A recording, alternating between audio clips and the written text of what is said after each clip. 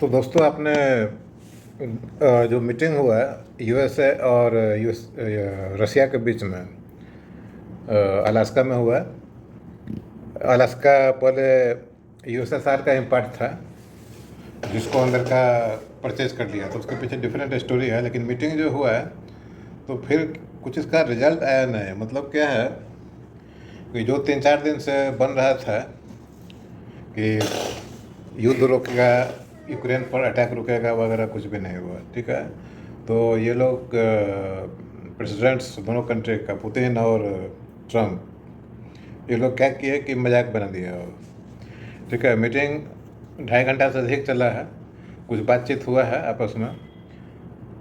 शायद press conference भी होगा या नहीं होगा, नहीं हुआ होगा प्रेस कॉन्फ्रेंस, कोई भी रिजल्ट इसका आया नहीं है।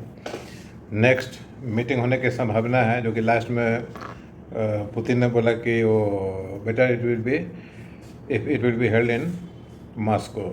ठीक है, तो दो ही चीज़ पर मीटिंग हो सकता है, एक तो युद्ध रोकने पर हो सकता है, और दूसरा कि जो 22% जो रसिया कैप्चर किया है डोनेस्क और 2-3 और एरिया को जहाँ रेयर अर्थ मिनरल्स है, उसको लेकर मीटिंग हो सकता है। ठीक है, इसके अलावा और कुछ नहीं है।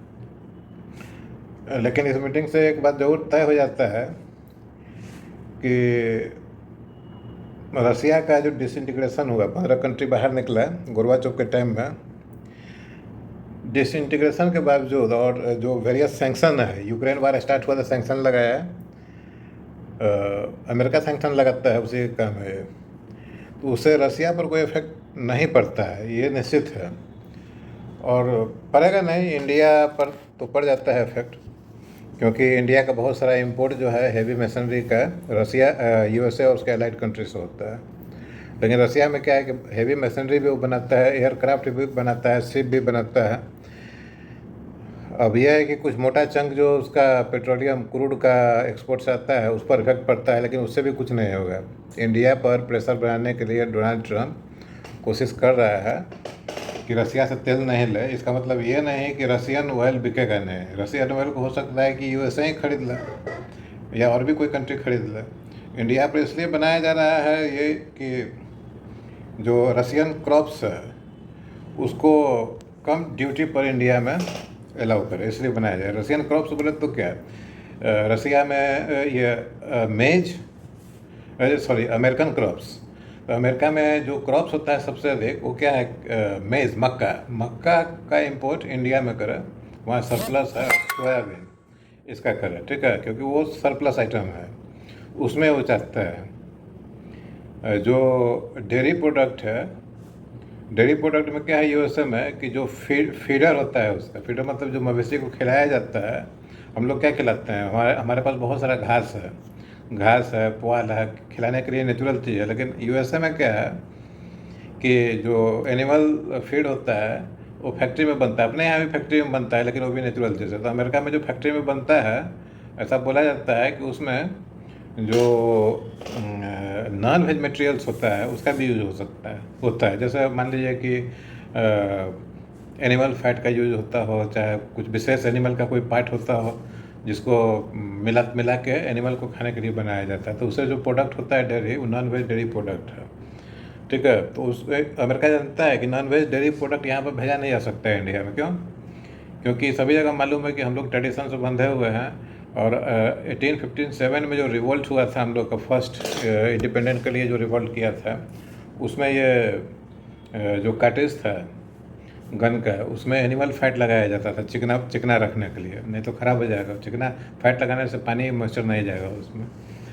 तो ये चीज़ तो मालूम है, इसलिए उस अमेरिका को मालूम है कि डेयरी प्रोडक्ट इंडिया में नहीं जा सकता है, लेकिन डेयरी प्रोडक्ट पर प्रेशर बनाकर मक्का और सोयाबीन को इंडिया में भेजना चाहता है। ठीक है, अब हमारे यहाँ क्या है कि हाल फिलहाल में जो मक्का और सोयाबीन है, इसका कंजम्पशन बहुत हो गया है। एक ज़माने में उतना कंजम्पशन नहीं होता था, लेकिन अभी कंजम्पशन अधिक हो गया। आज़ादी के समय में भी जो मक्का था, अपने आज़ादी के समय में तो अपने यहाँ जो मक्का या और भी क्रॉप्स था बहुत ही कम होता था, दूसरे देश से मंगाना पड़ता था। इवन एक बार मोस्टली गेहूँ और मक्का यूएसए से ही आता था। एक बार कुछ इस तरह का परेशानी आया, पाकिस्तान के साथ युद्ध है या किसी चीज़ कोई चल रहा था, उस समय जो अमेरिकन सप्लाई था मक्का का, वो रोक दिया, वो अमेरिका दिया नहीं इंडिया को, और क्या किया, वो मक्का को ओशन में जाकर डाल दिया था। ठीक है, तो ये सब पॉलिटिक्स है। रसिया के इकोनॉमी पर कोई इफेक्ट नहीं पड़ेगा, क्योंकि रसियन जो ऑयल है चाहे और भी मटेरियल है वो यूरोपियन कंट्री खरीद लेगा, अमेरिका खुद खरीद लेगा। मेन इंडिया का जो मार्केट है रसिया, अमेरिका उसमें घुसना चाहता है।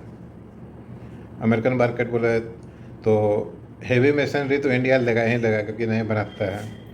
और भी जैसे सॉफ्टवेयर टेक्नोलॉजी है, हार्डवेयर टेक्नोलॉजी है, इक्विपमेंट्स है, वो सब तो इंडिया लगा ही लगा, टेक्नोलॉजी नहीं इक्विपमेंट।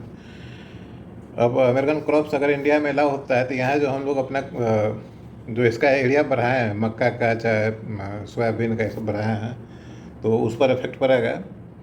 और गड़बड़ी भी हो सकता है। बहुत पहले अमेरिका से कॉटन का, कपास का सीड इंडिया आया था, इंपोर्ट किया था। वो सीड जो है, आपको मालूम है कि कपास का खेती कहाँ होता है? कपास का खेती महाराष्ट्र, मध्य प्रदेश और कुछ इस ढंग का जो इलाका है ब्लैक कॉटन, उस एरिया में होता है। तो जो सीड लाया था, वो सीड में बहुत सारा गड़बड़ी था उसमें। ठीक है, सीड के साथ कोई बैक्टीरिया वायरस भी आया था जो कि कपास का फसल को नष्ट कर दिया था। तो इंडिया में उसी समय से जो किसान का सुसाइड स्टार्ट हुआ है, और वो कहाँ कहाँ फैला पता नहीं। तो ये सब कहानी है। ये दोनों, अमेरिका और रशिया दोनों मिल के पूरा दुनिया को जो है तो गोला गोला उसको घुमा रहा है, जिसका ना एंड है ना स्टार्ट है। ठीक है, तो मोटा मोटी कहानी ये बनता है कि जिसके हाथ में एक कहावत है अपने यहाँ, जिसकी लाठी उसकी भैंस, तो उसी पे चल रहा है। ठीक है, ये दोनों देश बहुत शक्तिशाली है, दोनों ये अच्छी तरह से जानता है कि एक दूसरे को हानि नहीं पहुंचा सकता है, और किस देश का, किस कंट्री का गर्दन पकड़ के कैसे मरोड़ना है ये भी दोनों देश जानता है। तो अगला मीटिंग मास्को में होगा, कब होगा मालूम नहीं, लेकिन होगा तो पर भी कोई रिजल्ट नहीं निकलेगा। ठीक है, क्योंकि उधर इजराइल और गाजा में क्या पोजीशन करके रखा है, ठीक है, अमेरिका सीरिया में क्या पोजीशन करके रखा है, इराक में क्या करके रखा है, रसिया कुछ बोलता नहीं है उसमें।